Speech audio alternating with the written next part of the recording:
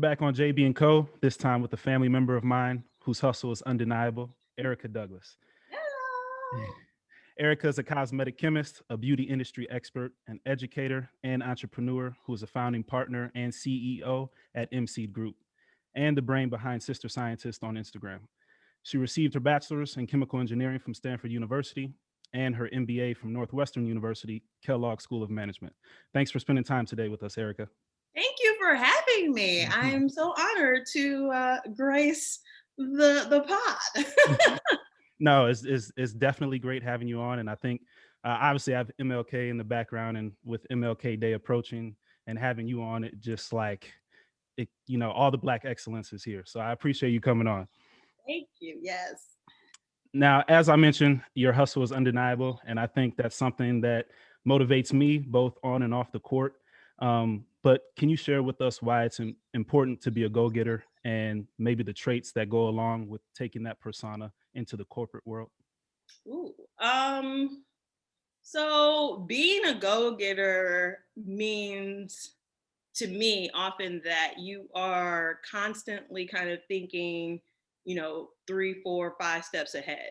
Um, you have to have like having the hustle is one thing, but being able to hustle smart and Mm, not hard is also important. And especially as I get older, I think we live in a culture of like hustle hard on 24/7, yeah. um, never not working type mentality.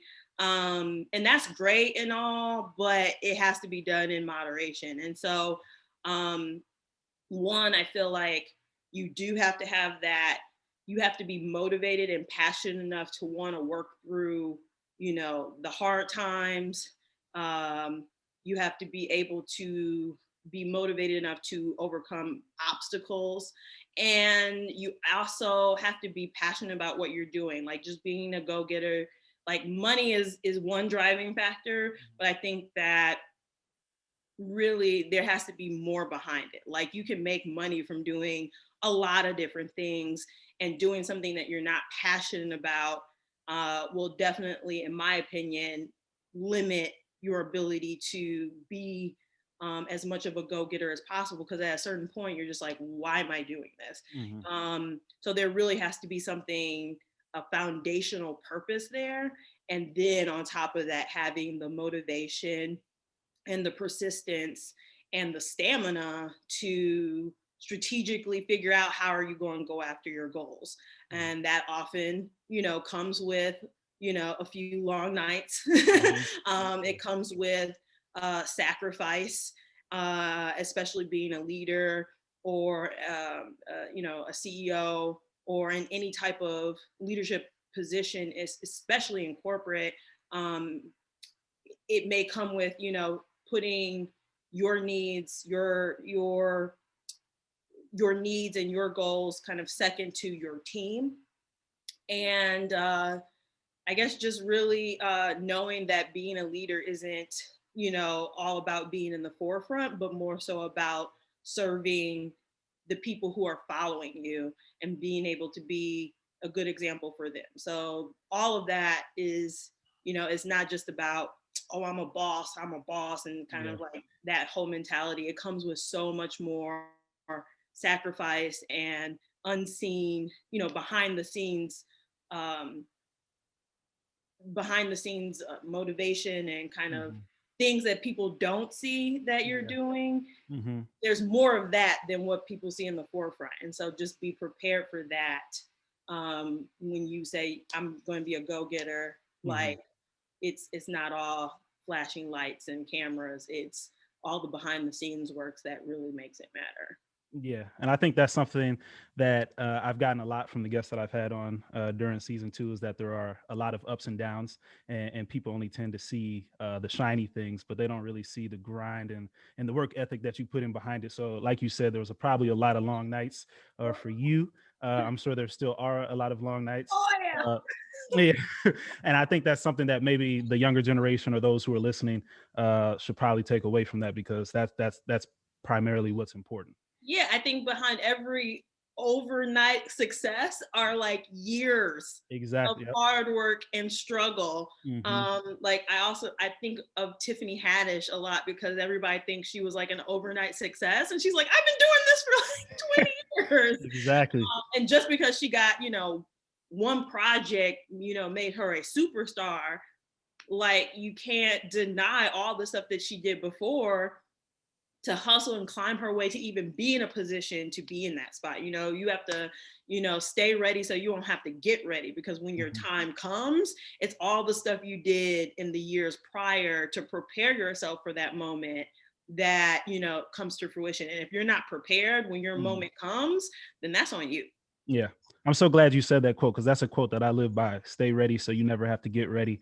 And like our coaches preach that to us all the time. And that was one thing that stuck with me, because although you may find yourself in a situation where things aren't moving as fast as you want it to be. So sometimes you have your people that give up, or sometimes you have your people that continue to stay ready. So that way, in the meantime, when the opportunity does come, it's not like then they have to hurry up and try to prepare for something. Like, Exactly. rather, you're already ready. And also, I think it's important to note that sometimes dreams change and morph, right? Mhm, So that, sometimes you think your dream, your aspiration, your goal is going to be this, but over time, you realize that all the work and preparation that you're doing is preparing you for maybe something that doesn't look like quite what you were aiming for. So, mhm, I think you shouldn't get demotivated just because something's not happening quick enough, or that it didn't happen in the way that you originally envisioned it, because that's just not how, God, the universe, whatever you believe in, works. mhm, Just it's all about doing your part and building yourself to be the best person and in the best position you can be to be of service to others, mhm. and the right opportunity will come, because that hard work never goes unnoticed. It might feel that way, but I promise you, there's, the righteous always, Mhm. That's yeah. succeed. That's perfect. I couldn't have said it better. Um, and you've been talking a lot about preparation. You had the opportunity to attend two prestigious universities, Stanford University and Hi. Northwestern University. Yeah. Can you share any experiences from either university that helped prepare you for your professional career? So first thing is first, like, yeah, I'm a diehard Stanford. Like, I loved Stanford. It was probably the best decision of my life. I studied chemical engineering there. Mhm. Just that alone. First of all, it was like the hardest major. We had the fewest people in the major. And then of course, being a woman and a woman of color, like I was a unicorn. Yeah, for Like, sure, for that's sure. essentially it. Um, and that experience alone, like I had always been a minority, especially being in STEM, like Mhm, science, mhm, technology, engineering, mathematics, like that whole genre, or school of study. I was always one of the few minorities and one of a few women. But attending Stanford and being in that position took it to a whole new level. mhm. I think I was one of 4 out of 20, Wow, 21 in our class. wow. Um, and that experience of feeling kind of the outside, feeling like the outsider, feeling a little bit out of place, um, kind of always questioning, like, am I supposed to be here? That was real. I experienced that a lot. The concept of having imposter syndrome was Mhm, something I experienced very early on, and so my time at Stanford really taught me how to persevere through a lot of self-doubt, um, persevere through, obstacles of just feeling like I didn't have always the best support system, and also helped me to realize that really um, it's really not about, like what you're learning. mhm, It's about, are you learning a skill set that will help you to solve a problem? mhm, Like, going to university, going to college isn't really about getting or obtaining the right skill sets for you to be able to identify problems and be an asset in solving them. Mm. So it's not always about memorizing the periodic table or memorizing these Mm-hmm. formulas. And although there was a lot of that, the Yeah. question is, can you implement or utilize that knowledge in the right context when needed, or knowing who to find or how to, how to get to the right path to solve a problem. And that's really what, Mm-hmm. that experience prepared me for. Stanford, definitely more so than anything, just because it was a very rigorous program. So I Mm-hmm. definitely learned how to perfect the all-nighter Mm-hmm. at Stanford. So that alone, I think, prepared me for being an entrepreneur. The next thing at Northwestern, pursuing my MBA, it was during that time when I was pursuing my MBA that I decided to, launch my company mSEED Group. And so that alone allowed me to, it took my understanding of, like, I learned like the science and technology behind how to solve problems, but Mm-hmm. now I'm looking at things from a bigger perspective, from a business perspective. And so being able to utilize that information in real time and applying it to building an actual company while I was pursuing an MBA Mm-hmm. was instrumental. And I think I wouldn't have done it any other way, because a lot of people ask me, like, would you have benefited from going full time, or do you, are you happy with the fact that you went part time? Mm-hmm. And based off of my goals and what I was, pursuing at the time, yes, because I was using resources that were literally, I was resources and information and a network that I could utilize in real time. So both of those experiences, I think, helped me to really, one, learn how to problem solve, and that's really the core of everything, Mm-hmm. in any business. And then two, it's the network. Mm-hmm. Like, I always like say that you can go to, we use the same books that they use at like any other school, whether it's Yeah. a community college or a state school or Mm-hmm. whatever. We have the same books. We're Exactly. practically learning the same thing. The only difference when it comes down to it is that maybe the professor that wrote that book was at Stanford. Yeah. And then like, and sometimes they're like, little known secret, sometimes they're not even the most focused on teaching, because they're out there writing books and doing all those other things. So Yeah. sometimes I feel like, a lot of professors that really have a passion for teaching aren't necessarily at the top universities. That's just, Mm-hmm. maybe an unpopular opinion. But also what, I benefited from was the network, always having somebody I could go to, or being able to be, one person removed from Mark Zuckerberg, or, the fact that I attended, the guys who started Instagram were in my class. Like, though, there's a definitely a caliber of network that I've been able to benefit from and have the privilege of, having at my fingertips. But for me, the entire point of doing what I do today was being able to use the privileges that I've had and the network that I have to help it benefit other people that may not have had that privilege. And that was really the foundation of why I started my company, mSEED Group, to lower the barriers of entry for other people by utilizing the resources, the network, and the privileges that I have been able to benefit from, to then, kind of pass it down to others. Mm-hmm. And you also touched on MC Group, which is a manufacturing company that helps brands formulate and market beauty products. Yes. Um, Now, the reason why you created this company was because you recognized that there are barriers for Black entrepreneurs, in particular when it comes to developing, manufacturing, and marketing their beauty-related products. Can you touch more on the types of barriers you saw, or can you dive deeper into that topic?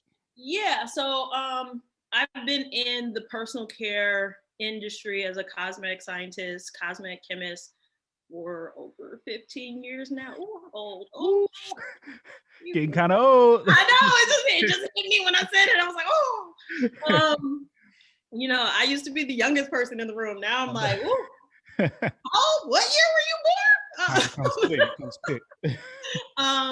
But yeah, I've been in the industry for over 15 years, and I grew up in the industry because my mother was in the industry. So I've seen the industry evolve in like Black or multicultural hair and skincare. So much has happened over the last 10, 20 years. And when I first came into the industry, like in the early 2000s, it was, very much, kind of, they had an ethnic section, that's what it was called, which really was code for products for Black folk. And it was a booming industry. We over-index on our spending when it comes to hair products, like by like almost 20%, if I remember correctly. Don't quote me on that. But definitely over-index on our spending when it comes to that category, more so than our Caucasian and Asian and Latina counterparts. So it's a huge industry specifically for African and African American consumers. And so I focus my attention on the development of products for that consumer group because I came into it.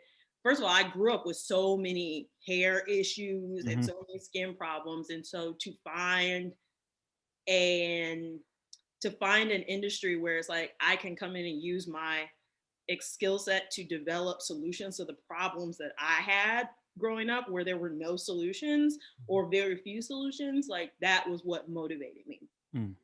Then like in the early 2000s, or really right around 2000, probably between 2008 2010, there was and earlier on, but we really saw like this renaissance of Black women entrepreneurs getting into the game, specializing in products catered to natural hair care for Black women who wanted to wear their natural curls, not straighten their hair at the time, like relaxing the hair, which is like permanently straightening your hair, or wearing the hair straight was really the predominant style. But we saw this kind of movement of Black women really wanting to embrace their natural hair pattern. And the history behind that is that oftentimes, like this type of hair style and texture was not considered professional in the workplace. And so there's more than just, this is more than just aesthetics. This is more than just beauty. This is like more of a mindset and a culture shift, will you? And what I started to see during that time was I'm like, man, this is great.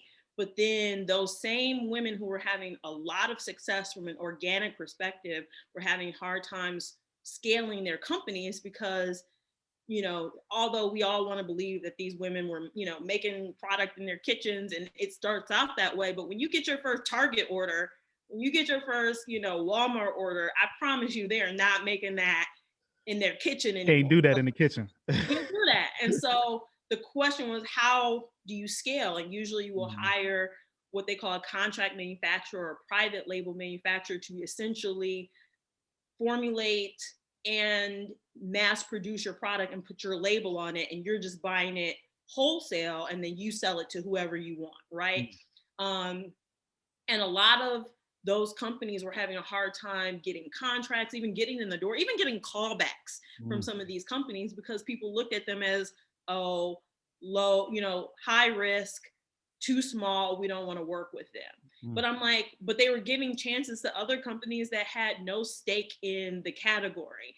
And just because somebody has the money doesn't mean that they really have the passion or the knowledge to be launching products in that area, And so for me, I was getting a lot of calls from, brands that I was starting to really see, start to gain a large following. But then I'm hearing, on the streets, they can't find a manufacturer, or they need somebody to formulate, or they're trying to work with chemists that really don't understand, textured hair. and this is a problem. So, but at the time I was working at a company, and it was, as the director of research and development for a brand, and so it was a conflict of interest for me to be helping all these other brands. Mm-hmm. And so I was sending them to, like, look, I can't help you, but call this person because I work with them as a contract manufacturer, and tell them I sent you, and they can help you.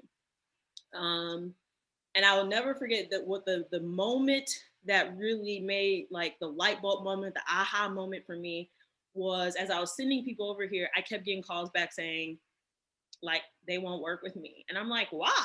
And I was like, okay, I'm going to make the call myself. So I called over to, the person who I kept sending them to, Mm-hmm. and they were like, yeah, they're talking about, making 1,000, 2,000 units of product. I don't even turn on the lights for 1,000 units of product. And I was like,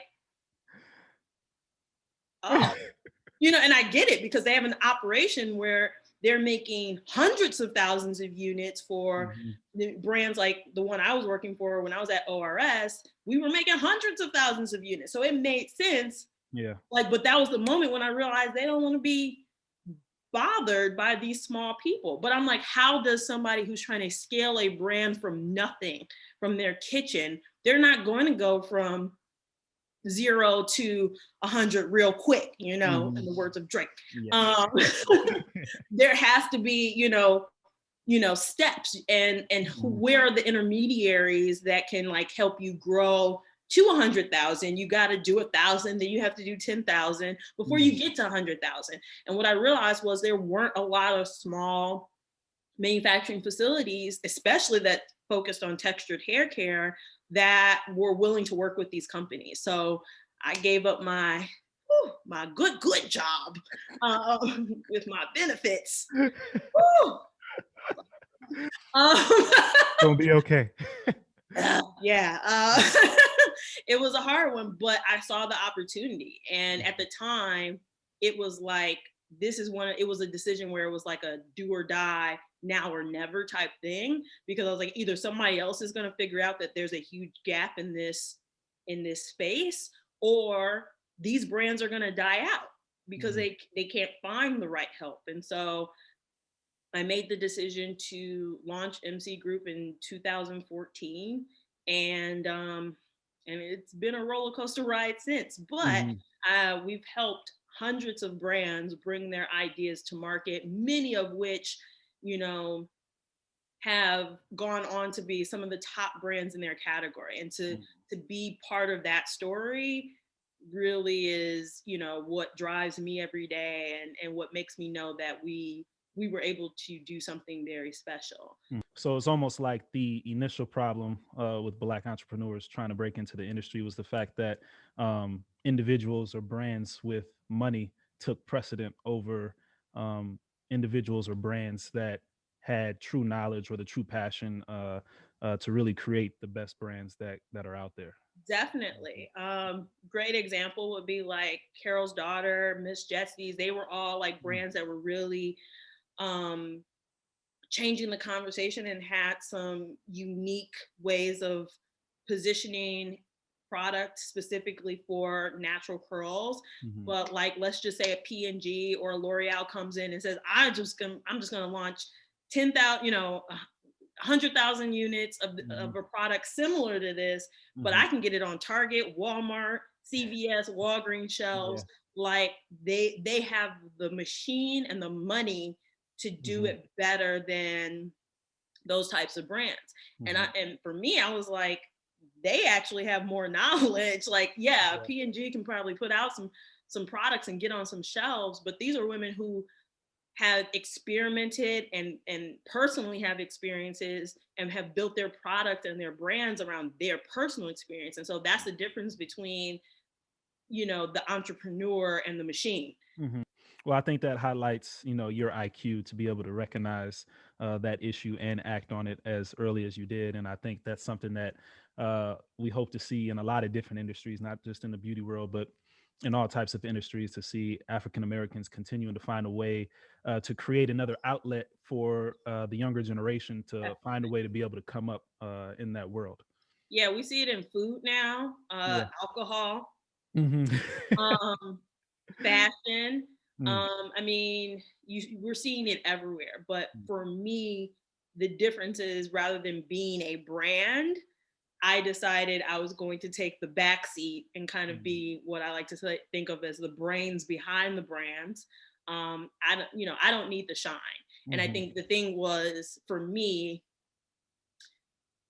I could make my own brand. A lot of people ask me this question: why didn't you just come out with your own brand? Yeah, might have like one or two good ideas for a Mhm. brand, but if you're going to change the game, if you want to have a culture shift and really, I want to see more people who look like us selling to us have more ownership in the space. Mhm. And that requires being able to put the resources behind hundreds of brands, not Mhm. just my brand. Like I can do, yeah, maybe I can get on the shelf with my one, two little brands, but what does it say when you can get hundreds of brands Yeah. on the shelf, to really kind of take more of a, take more of that shelf space and Yeah. really be able to have more representation on the shelf. And so that was just the position that I felt like I could have the most impact in by, being behind the scenes and not in the forefront. Yeah.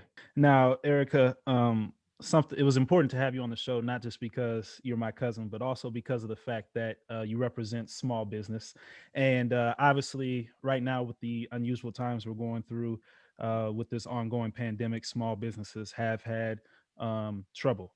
Yeah. Uh, can you talk about or share any experiences with your own company if you guys have had trouble during this time? And if so, where has that trouble stemmed from? So that's an interesting question because I recognize the struggle that a lot of companies have had during this time, specifically like the restaurant industry, the entertainment industry. Um, in our case, just how everything kind of shook out, we were considered an essential business because we make cleaning products. So, personal care products were considered essential, hand sanitizer, all those things became essential, especially in manufacturing and keeping the shelves stocked up because we saw this huge supply issue happening during these times. So our company was deemed or fell under the category as an essential company. Hmm. Um, that was definitely beneficial. And I recognize how that alone helped us to weather the storm more so than other companies. Um, and honestly, we've actually seen more growth in 2020 than we've ever had, mainly because it's a supply and demand question, right? Low Mhm. supply, high demand. So a lot of our products became in more demand and there was less supply. Mm, So we leveraged that opportunity to basically say, how can we create more products and or help the brands that we service to stay in stock where there are other brands that were not in stock. mm, Um, some of the challenges we had with that were there was a plastic shortage because most of the plastic materials that we put our products in, the bottles, the caps, all that stuff come from China. mm, So China was way ahead in what they were experiencing. So we started to feel a bottleneck of supply. mm. And so it was hard for us to get caps, bottles. At a certain point, it was like people were like, just put it in whatever, just get it to me. Um, and so that was a struggle Mhm, because we had more orders coming in, but less stuff to put it in. It mhm, was like the craziest thing. It was very unprecedented. The industry had never experienced anything mm, like it, but it also showed how dependent we are on overseas resources. mhm, There was a shortage in alcohol, which was why sanitizer couldn't be made or why it was in such low supply. And so there was, people were literally fighting over alcohol. exactly. It was, I've never seen anything like. I felt like I had to sell my firstborn child in order to get a supply of alcohol in during that time. Mhm, Um, And then also there was issues with hiring. So now we have more product to make, more products, orders that were coming in, but because of the unemployment stimulus plan that they put in place, a lot of people didn't want to come back to work. And we were fortunate enough to where we didn't lay anybody off. We didn't have to get rid of anybody. And we were committed to keeping our staff on, even if they weren't working full time anymore. We were committed to paying them through the shutdowns. Fortunately, we didn't have to shut down, but then when it comes to hiring temporary workers through like a temp service, or even going to find more people to hire, it was like nobody wanted to come back to work because they were like, no, I'm getting these good unemployment benefits. When those checks were coming in, nobody wanted to go back to their job. Exactly. So we had a hiring freeze. But then we have fewer people and more products to make. So that was very difficult. Then on top of that, just COVID, being able to work safely in a COVID world is a whole new thing, right? Luckily for us, like we have a 10,000 square foot factory. And we basically kept maybe 4 or 5 people on the floor, where normally we would keep maybe 8 to 10. But luckily also some of our like office staff was able to work remote, and the ones that weren't, they all had their own offices. So we were all very secluded. But again, having the space was a luxury that a lot of companies don't have. Excuse me. And then we were making product slower, but it enabled us to keep our staff socially distanced. And so that was just, it was just something we had to deal with. And so even though it may have added 2 weeks to the timeline to get product out, we knew we were keeping our staff safe. So those were things that we had to deal with. But even within all, with all of that going on, we actually saw a lot more growth in our business, also due to the awareness of the inequities of Black and brown businesses and just Black and brown people in this country. And so like the BLM movement and, everything that came from the protests and kind of a heightened awareness of how, we've gotten a bad shake in this country really caused a lot of companies and a lot of people to want to support Black-owned businesses. Also, because people weren't going out to buy products off of the shelf, a lot of our clients are e-commerce brands. So they are only or predominantly selling their products online. So there was a big boom in e-commerce sales. Then there was a big boom in Black-owned business sales. So those two things, we saw almost 100% increase in our, in our clients' business across the board. And the issue was, how do we get it out? Because, and they were calling us like, please don't close, just get my order out like before, and so luckily we were able to not only supply, cleaning supplies, hand soap, sanitizer, and like, that's what we kind of really focused on in the like really at the height of COVID, like when kind of people were still like confused as to what was going on. So that was kind of like April, May, June, but it also put us in a position to be able to keep up with our other clients, the increase in orders and demand that they were seeing. So 2020 ultimately ended up being a good year for us.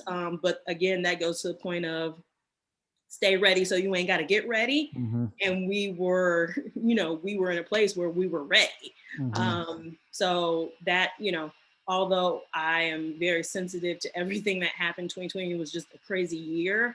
If you think about it, most millionaires and billionaires are made in times of recession.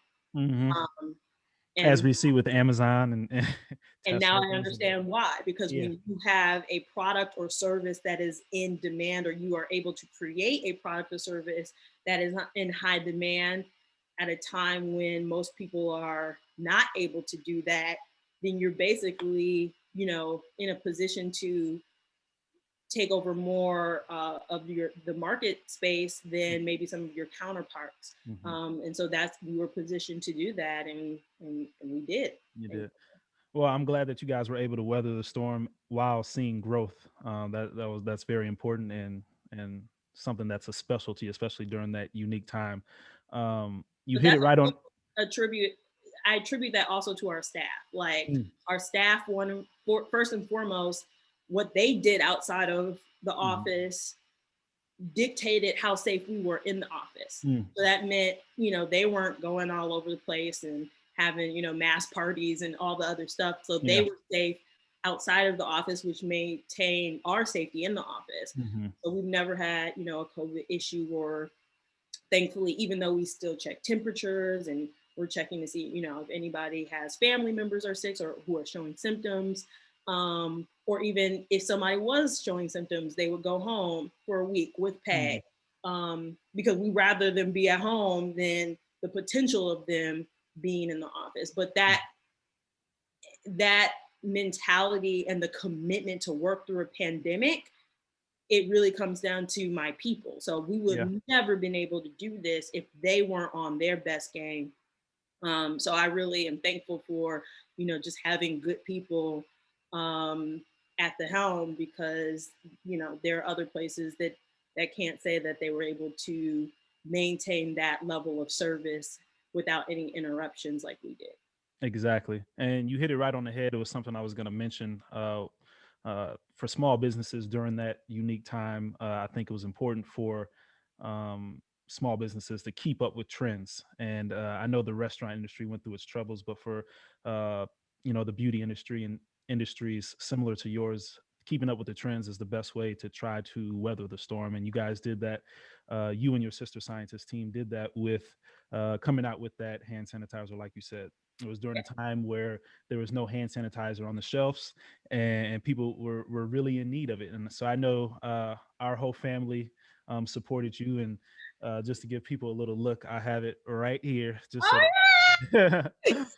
And so, can you talk about what it was like coming up with that unique idea to stay relevant and to supply people with something that was in high demand? And also, what were your initial thoughts on how you wanted it to benefit others? Because I know you donated the proceeds to first responders, senior homes, and essential workers in underserved communities who were hit hard by COVID-19.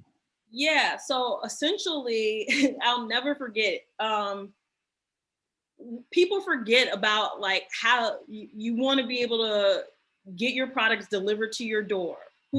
Somebody has to do that, right? Hmm. You want to be able to still go to the store and get toilet paper. Well, who's making the toilet paper and who's delivering the toilet paper to the stores? Hmm. So, as a manufacturing industry, we see all of the routes of supply chain, and a lot of those people were deemed essential, but were not being supplied with the necessary supplies to stay safe. But we're telling them, keep America going. You are what's going to keep America going, and we need you.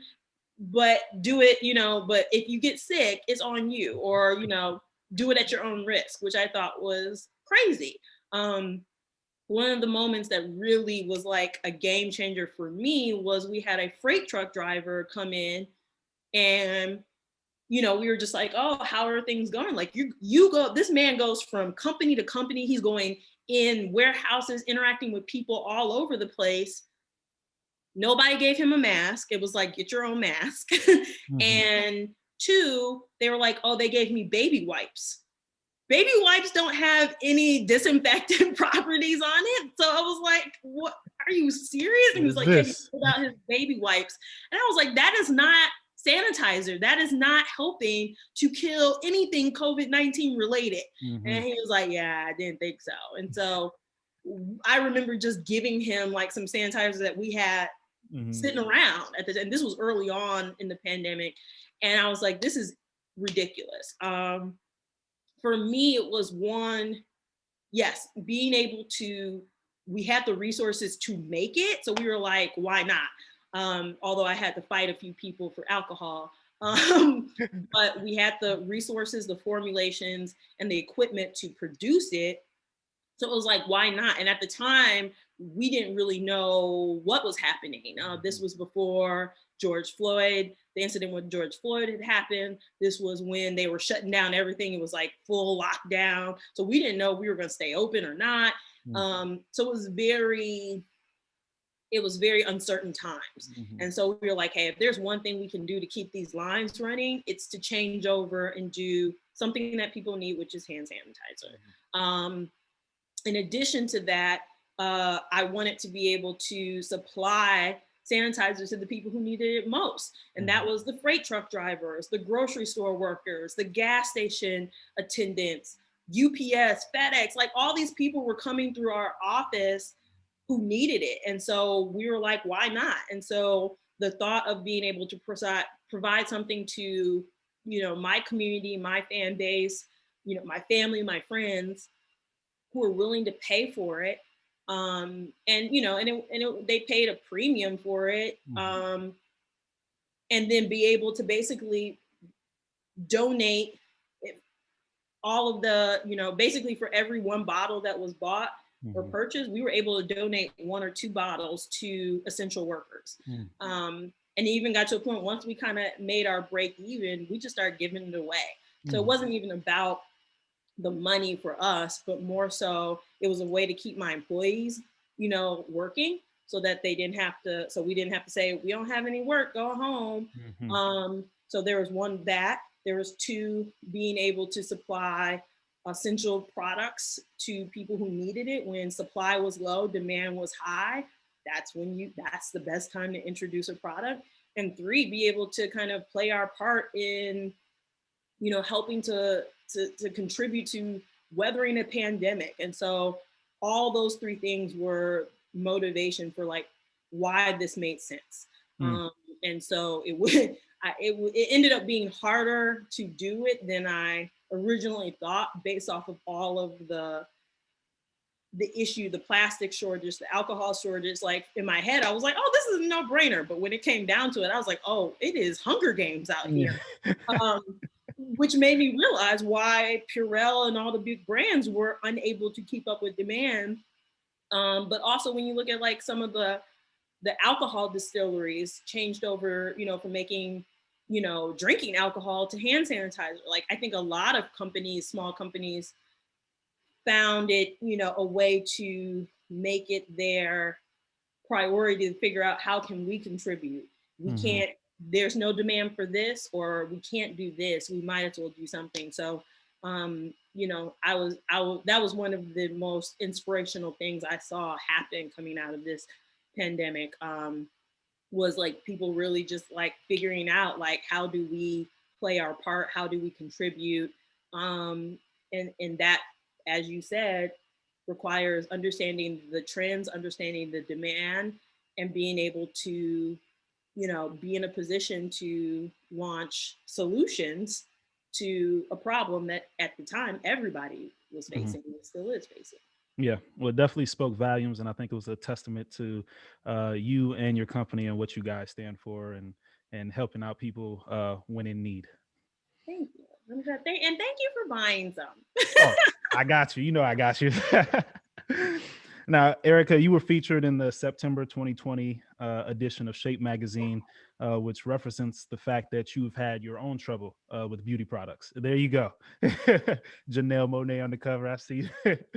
And it referenced the troubles that you had with beauty products, whether it was with your sensitive skin or your thick and curly hair. First, I want to ask you, how did it feel to be recognized by a well-known publication like Shape magazine? I was like, like I do a lot of press, but never like a feature Yeah. on, like I said, I am the brains behind the brand. So nobody really ever wants to talk to me. So I thought I was just answering a few questions, and they're like, no, like we want to like feature you. And I was like, but it was first of all, the fact that it's Shape magazine, which is not what we consider, catering to, the minority community. This is a national publication that people of all cultures, races, economic backgrounds pick up. So that alone kind of showed me kind of the, the fact that, I felt seen, Mm-hmm. I mean, people, definitely in my field know kind of what I do, but, this was exposing, I think, the heroes and people behind the scenes that we often don't get to see. And a lot of times those are people in STEM, because we Mm-hmm. coming up with all the stuff that y'all be consuming.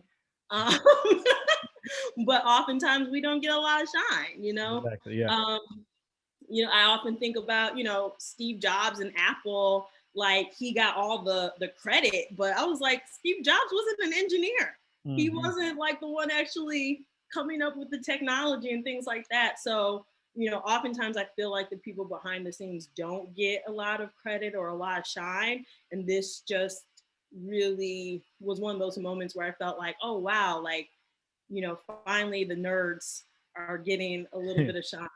We're Yeah. getting a little bit of credit Mm-hmm. to, just kind of expose like our stories and what we do behind the scenes to help bring innovation to market in all industries. So I was extremely honored. And then I saw Janelle Monáe on the cover, and I was like, yeah, Yeah. that was like a huge thing for me. So I went out and bought like a whole bunch of copies. That's awesome. That's awesome. Yeah, we got a few copies here, and I know in reading the feature, you actually talked about how you like to create your products for various demographics. Is there anything else that you would like your products to be known for? I think for me, it's just innovation, right? Mm. It's I take a lot of inspiration from other industries and trying to see how they saw, because sometimes you have to think outside the box. And Mm. so for me, I want to be known for thinking outside the box and coming up with innovation and not just copycat products. Mm. Um, which is basically, I'm just going to do what they doing over here and do the same thing and slap a new label on it. But really understanding the core of the problem, coming up with like a different way to look at the problem, which then in turns becomes maybe a very unique or a different solution other than what we're kind of used to. Mhm. And so I've had a few innovations um, that have really taken a different perspective on it, Mhm. in just how to solve a problem, whether it be with your hair or your skin, um, different formats. So where people were like used to seeing a cream, it's like, oh, this is a spray, and how does a spray work better than a cream? Or even different techniques on how to apply products using different active ingredients, safer ingredients, with what they call clean beauty, which is using materials that are deemed more safe, that have less known allergens or allergies, and ingredients that a lot of people have started to find some issues with, whether they be known carcinogens or kind of issues to are detrimental to the environment. Trying to find uh, raw materials, ingredients that are able to do what we want them to do in a more natural capacity. And so I take a lot of people, especially on my side of the lab bench, complain about all of the restrictions that are now coming down as far as what you can and can't use in products. But I look at that challenge as kind of okay, let's go, let's figure this out. Like, if the cavemen could figure it out, or, people who had less resources than we had were able to live off the land and come up with solutions for their daily needs, like Mhm. we can do that too. And so really pushing for innovation behind the scenes, especially when it comes to textured hair. Because when you look at a lot of the research, when I first came into the industry, people were not doing studies on Black hair. Let's just be real. Mhm. I would go to a lot of scientific forums, read a lot of papers, and the first question I would always have was this done on textured hair? And they would be like, oh no. No. And what they said was, textured hair is not available for us to do testing. I'm like, hey, I can cut mine off right here and we can go ahead and do this. Um, but pushing for more testing, more Mhm. innovation as it relates to melanated skin, textured hair and basically saying, I call bullshit Mm-hmm. on your inability to find the resources to test. That's been my push behind the scenes. So Mm-hmm. to answer your question, that was the long way to answer your question, but I want to be just known for, pushing the envelope and really pushing the industry to evolve around from the boxes that have been in these spaces for a long period of time, from the patriarchy that Mm-hmm. existed. In many cases, this is kind of not, this is a little bit of a tangent, but when I came into the industry, there were very few women cosmetic chemists, even though we were making products for predominantly women. Mm-hmm. So for me, it's kind of like pushing the industry forward as it pertains to not only having more women Mm-hmm. in the right places and the right positions and behind the scenes in innovation, to give different perspectives as to how to innovate, because if we're the end user of the product, we probably will come up with the best solutions. I'm just saying. There you Um, go. Two, being able to push people to think outside of their boxes. Three, also, pushing people to be inclusive in their products and the solutions that they're launching. And four, just also being kind of creative and innovative in the formats and the types of products that are being launched. Erica, you mentioned that people in STEM, such as yourselves, are the people that are behind the scenes, and you've actually been the scientific brain behind a number of new brands. What do you hope to bring next to the beauty product world? Ooh, that's a good question. Hmm, um, I don't know. I've done so much. So this is actually a question that probably keeps me up at night, because for me, one, it's not being stagnant, Mhm. and two, also knowing when to pivot, um, and kind of knowing, like, following my heart and my passion. One, um, I don't know. I've been really so one of the big things that I have been working on, this is like a huge secret.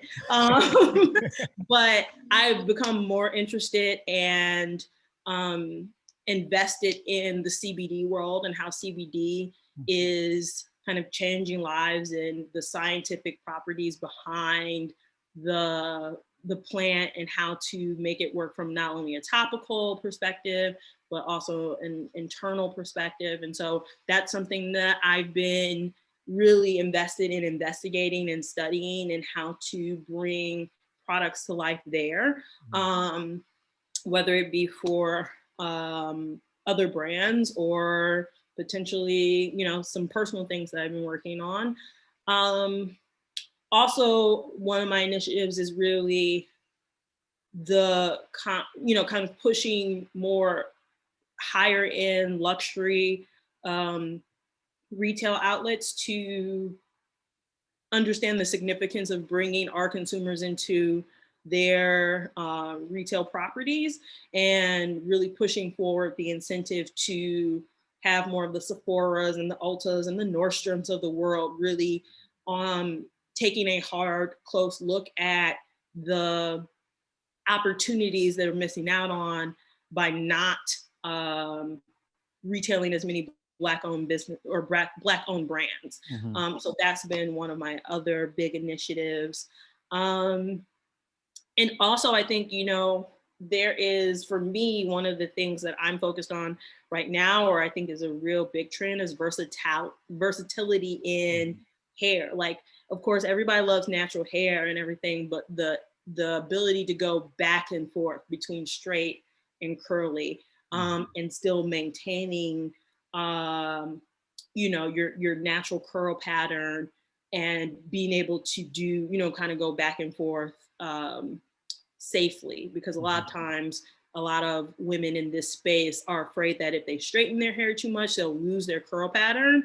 Mhm. So that's also another kind of specific area of research that I've been delving into more and more. Mhm. And to follow up with that, in what ways do you hope to educate and spread the fun behind science when it comes to the younger generation? Yeah, so I think one, just being on social media and kind of showing my authentic self Mhm. to the younger generation of what a real scientist looks like, that we're not like some stuffy, person in a lab Mm. coat behind the scenes that never gets out and doesn't really know what's going on in the real world. Like, I love being able to show people that, even though I have like this hardcore degree and I do, and I'm in a STEM related field, that, I like to look good, feel good. And, Mhm. I'd be bumping, my Drake and my, ASAP Rocky, like all these things that, feel, I think, closely related to the culture, we'll say, Mhm. but being like, I'm just a normal person like anybody else. Like, I go Yeah. to the clubs, I be getting it in, Mhm. I have fun. And just because I might be a nerd doesn't dismiss all the other things that make me me. Yeah. And so by showing people kind of the most multifaceted kind of the multifaceted attributes of like who I am as a person, but also what I do as a professional, I'm hoping will inspire more people to think like, oh wow, like kind of being a nerd is pretty cool. So that alone is just one aspect of it. But then also providing more information on unique careers in the STEM related fields um, that relate to just our lives in general. We don't think about what it takes to get all that stuff on the shelf. Whether it be cars, you need a mechanical engineer, an electrical engineer, um, so many types of STEM related careers are in just building a car. And so if you're Mhm. a car enthusiast, that doesn't mean you have to be, the driver or the car salesman, but like, why don't you invest your time in kind of some of the other careers behind the scenes? Mhm. Of course, with me being cosmetic chemist, like actually formulating, not just being a stylist or a model. Like, and although those are great careers, I think especially like young women often are pigeonholed or kind of stereotyped into these traditional routes in these industries. But Mhm. I just am trying to show other paths to being in a career or an industry that you might be passionate about that a lot of people just don't think about. There are food engineers. There are just so many types of STEM related careers behind the scenes in all of these industries, um, that are needed. And if people saw, I think, a more tangible way of implementing STEM in like their everyday life and how it applies to just, our world in general, I think people would be more excited about pursuing STEM related careers and not just, oh, I want to be a doctor or I want to be, you know, a scientist like in some academic lab. And again, all of these are not, I'm not downing any of those things, Yeah. but I think so for so long the stereotype has been if you're in STEM, you're either going to be a doctor or some type of like geeky engineer or Mhm. scientist in a lab tucked away that nobody ever sees. Mm. And I'm trying to debunk those myths and those stereotypes and show them like how fun science can really be by doing experiments on my YouTube channel, um, and just showing people the behind the scenes of how stuff is made. Mhm. I think that excites people a lot to be like, I never thought about it. I never Yeah. thought about things in this way, to challenge them to think, differently. I've had Mhm. so many young women who are like, I never even realized cosmetic science was a thing. Mm. And that's what made me pursue my career in chemistry because of you, because I want to be a cosmetic chemist. And I never realized that, if I studied chemistry, this is what I could do. So Mhm. that, like, hearing those types of comments, seeing those emails, like, do something to my heart that's like, okay, I'm out here, you know, changing the game. And that's like, when it all is said and done, like, that's what I want my legacy to be, is that more women, especially Black and brown women, came into STEM related fields Mhm. than, than did before, maybe because they saw something that I was doing or something that I said. Um, and to be inspired to think they could do it too. Yeah. Yeah, I think that's awesome. And I think you do a great job of spreading the fun that comes along with science. And I think that'll really resonate with the next generation. And you said something that I really liked, which I've talked with other people a lot before. It's like as we get older, one question that comes to mind is what legacy do we want to leave behind? And I think the older we get, the more and more we start to think about it, and we say, do we really make an impact on that next generation? So I think that's great that you brought that up and that you're doing what you're doing, and hopefully that people who are listening can think of what ways they're leaving an impact in their industry as they continue to grow up. Yeah. And Erica, before I move to my next question, real quick, I do want to talk about Cantu. I know you kind of got me onto that brand, and as I started to grow my hair out, uh, Cantu was something that I really use, especially their conditioner to curl out my hair. Can you talk about how you were integrated within that brand? So, well, if I tell you, I gotta kill you. It doesn't have to be a long spiel, just a little something. But essentially, Cantu has been a great partner of mine. They enlisted me to do education for the brand some years back. And I've had a great time working with them in that capacity, kind of really understand, helping people to understand how to use the products better, how they're positioned, and just being able to bring a different perspective to the brand, and how to communicate that to the end user, the consumer, in showing people the benefits of the Cantu brand.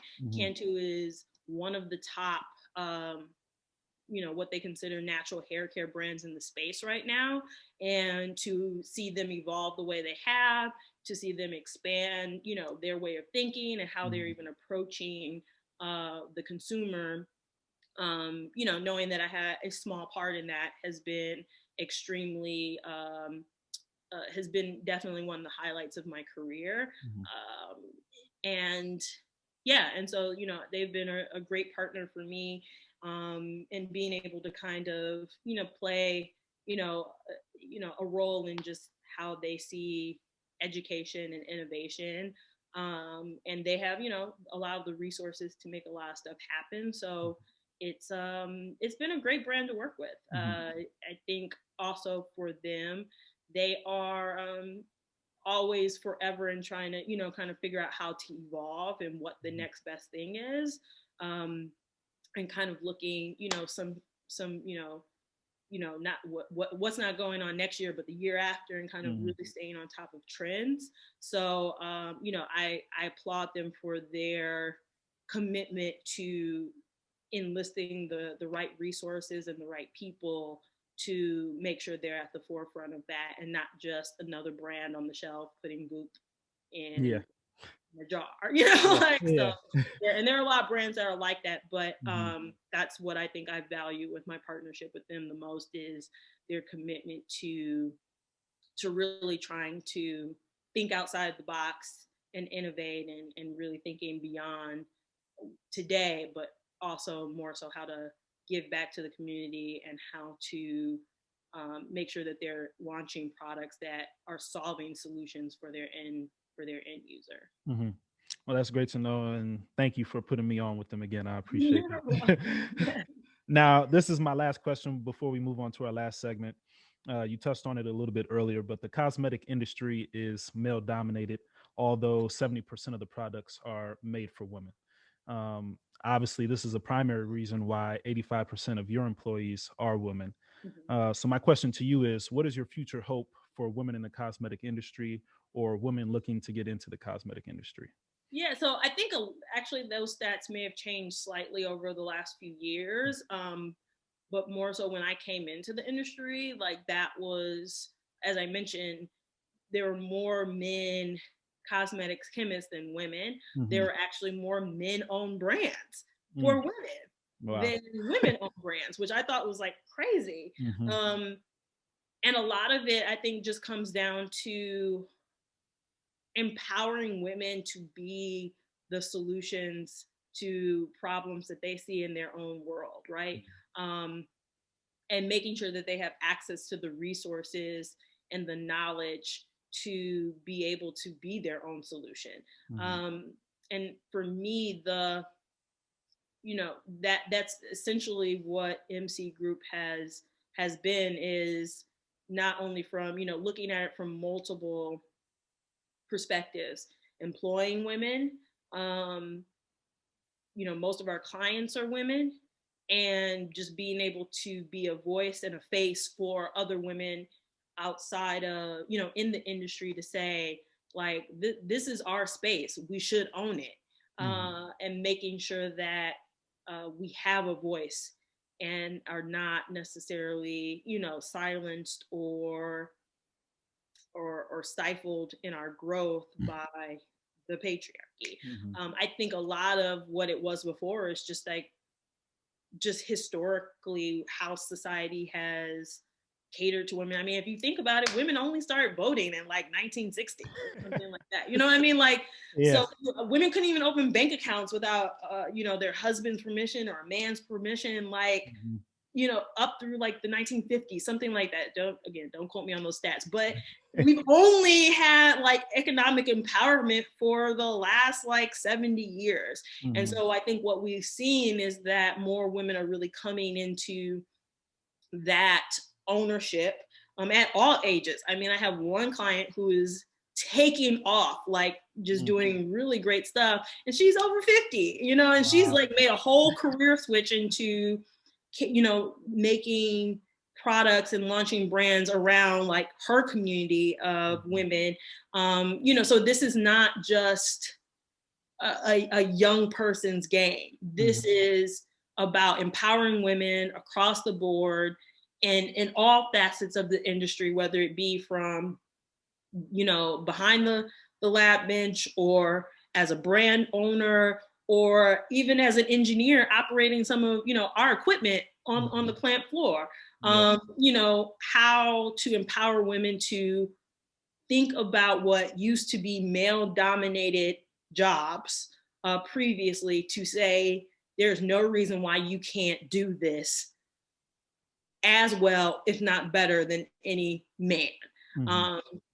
One of the best technicians I have on the floor is, the best technician I have on the floor is a woman. And she comes out there with her nails popping, and she'd be like, well, look, turn this, do this, move this.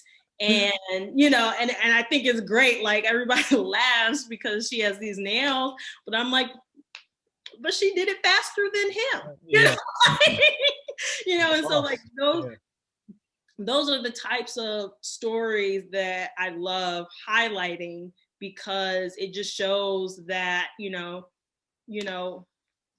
women rule the world, girls run the world. And, and we're finally, demanding a seat at the table, whether it be, the Kamala Harrises of the world, or whether it's like, the chemist behind the scenes. So I think for us, it's just a time for us to really show what we're made of.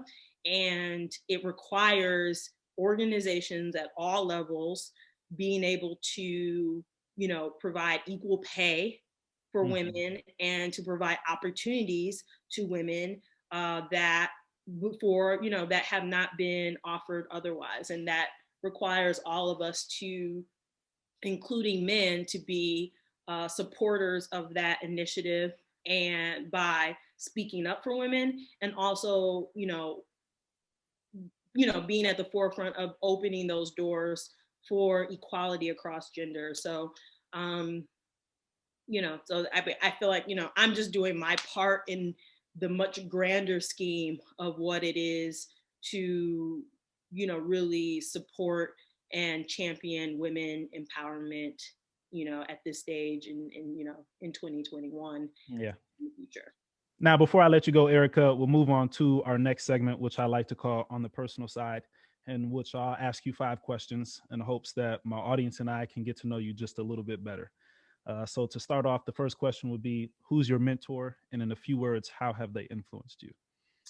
So one of my biggest mentors and supporters has been a remarkable woman named Melissa Bradley. She's one of the managing partners of 1863 Ventures, which means that she's out here trying to find ways to give more money to women-owned businesses, minority-owned businesses. She's also a co-founder of Eureka, which is a platform that provides education to small businesses and helping them to find resources and education to grow and scale their businesses. She is one of the very few people who understood immediately what I was doing with mSEED Group, because so many people said, you just need to launch a brand. And I was like, not, like, you don't understand the big picture of what I'm trying to do. But she got it instantly. And when I had naysayers, she was one of my biggest advocates. And she's also one of the people who will always connect me to whoever, whatever I need. And I think there's a difference between there are two different types of people. That you can have a mentor and a sponsor. And I think she's been both for me. And a sponsor is somebody who's basically like, I'm going to get you through these doors, whether you like it or, like if you can't get through the doors, I'm going to vouch for you to get you through the door, versus a mentor being somebody who will take the time to help you learn and understand things from their own personal experience that you can apply to your own personal and professional perspective. And so she has to be one of the top ones for me. Awesome. A book you recommend and why?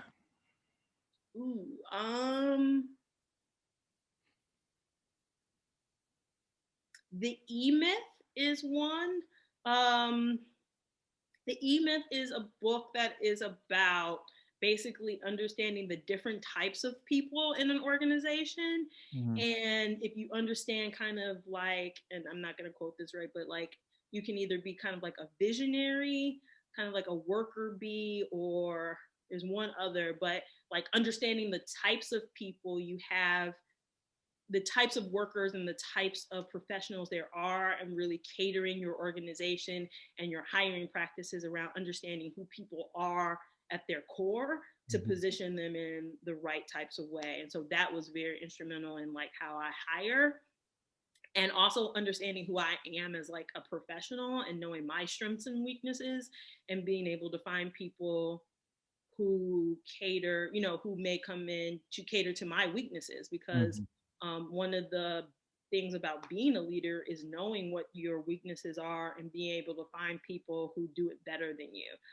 I always say that, I know just enough about everything in this industry to be dangerous, but I also know when I need to go find an expert. And so that book was very helpful in helping me to identify the types of people I need to grow and scale a company.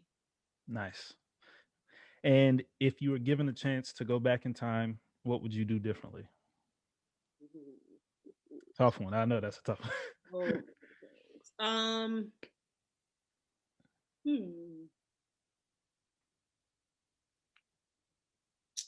I think what's the best example.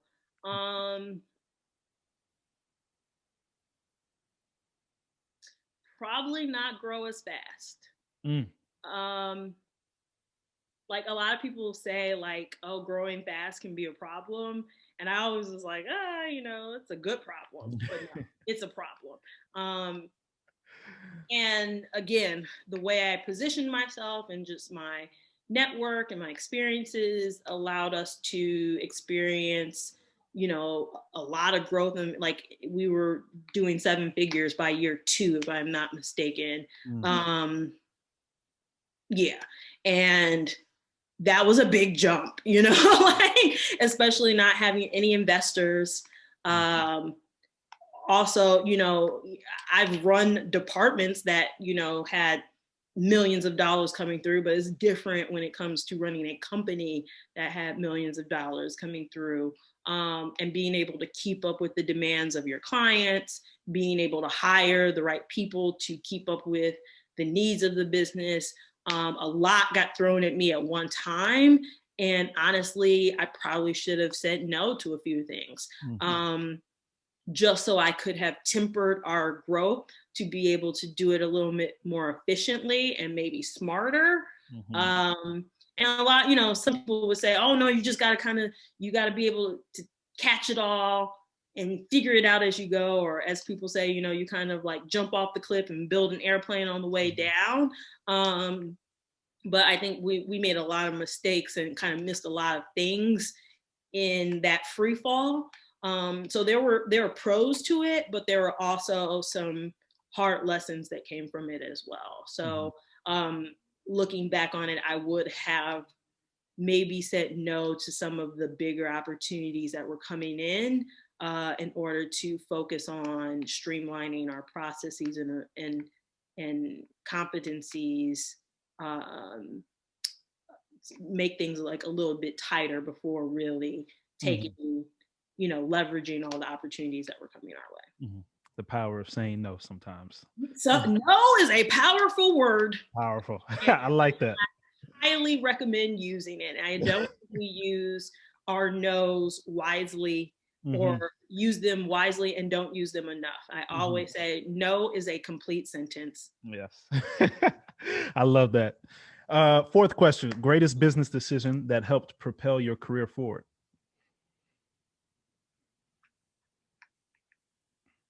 Greatest business decision. I think it was leaving corporate when I did. Um, I think had I been too rigid or too afraid to make the leap at the time I did, I would have missed the opportunity to Mm. do what I'm doing. Mhm. Um, yeah, and I think a lot of that just, some of it was being naive. Mhm. Some of it was, having the confidence that I had. But it definitely took, being able to take the leap when I did to get to where I am today. Mhm. Especially, at my age, and leveraging the experience that I had. I feel, I was rather young in my career. I want to say I was 29. Mm. So it was a scary experience, but I also didn't have a lot kind of holding me back. And it just felt like the right time to do it. And so that decision at that specific time point is what has propelled me to where I am today. Love it. And finally, what thoughts can you leave us with to overcome the challenges from 2020? I think one, I think we've learned the concept of slowing down doesn't always mean it's not a bad thing. I think we've learned so much in the benefits of what it means to sometimes just take a seat, take a step back, slow down a little bit, and really contemplate what is the next step.